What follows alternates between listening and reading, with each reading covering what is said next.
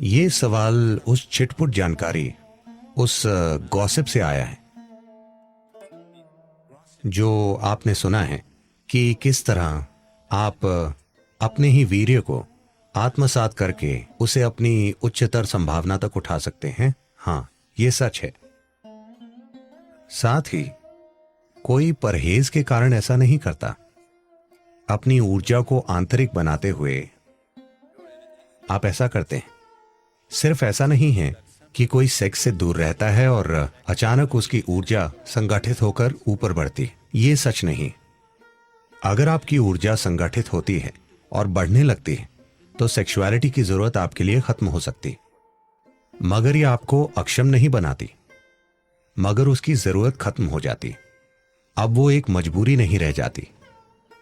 और सिर्फ यही चीज नहीं, सारी बाधाएं खत्म हो जाती। ऐसे तरीके हैं जिनसे आप कुछ ऐसा पा सकते हैं जो इससे कहीं अधिक बड़ा है। एक बार आप इससे बेहतर कुछ चख लें, फिर मुझे आपको बताना नहीं पड़ेगा इसे छोड़ दो या उसे छोड़ दो, वो वैसे ही खत्म हो जाएगा, है ना। कुछ साधना के तरीके हैं जो सेक्सुअलिटी से अधिक तीव्र हैं, जो सेक्सुअलिटी से अधिक आनंदमय हैं। एक स्तर पर यदि आप इसे देखें, योग के सभी आयाम किसी न किसी तरह आखिरकार पीनियल को सक्रिय करने की कोशिश करते हैं, क्योंकि एक बार जब वो रिसने लगता है तो आपकी हर चीज मधुर और सुंदर हो जाती है। वो एक पूरा भीतरी सुख पैदा करता है जिससे सभी बाहरी सुख बच्चों की चीज की तरह लगने लगते हैं।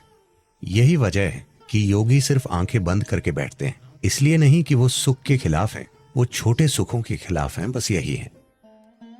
तो शांभवी, इससे एक चीज जो होती है, ये पीनियल स्राव को बहुत हद तक उत्तेजित करती है, जिससे आप दिन भर एक तरह की मिठास में भीगे रहते हैं। यह आपको परम आनंद और आनंद की एक स्थिति में छोड़ देती है, क्योंकि पीनियल ग्लैंड सक्रिय होता है। यह आपके शरीर विज्ञान का एक पहलू है जो आपकी चेतना के काफी करीब है। बाकी शरीर विज्ञान गुजर बसर के बारे में, मगर पीनियल ग्लैंड आपके शरीर विज्ञान का एक पहलू है जो भौतिक से परे जाने के बहुत बहुत करीब है। मुख्य रूप से अधिकांश सेक्सुअलिटी जो धरती पर है वो एक तरह की मजबूरी के कारण है ना। वो आदत से मजबूर होना है।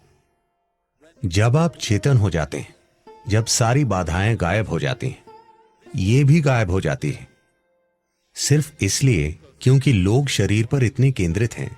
वो हमेशा सोचते हैं आध्यात्मिकता बनाम सेक्सुअलिटी, इनका कोई संबंध नहीं है, वो आपस में जुड़े नहीं हैं। एक शरीर का है, दूसरा एक अलग आयाम है। दुनिया के धर्म, नैतिक स्कूल और नीतिवाद स्कूल हमेशा उसके खिलाफ बोलते हैं।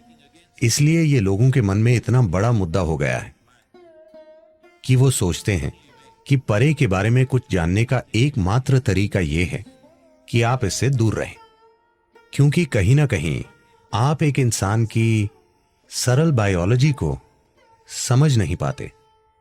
यह एक त्रासदी है कि आप साधारण बायोलॉजी को स्वीकार नहीं कर सकते। आपको या तो उसका जश्न बनाना होता है या उसे नाली में फेंक देना होता है।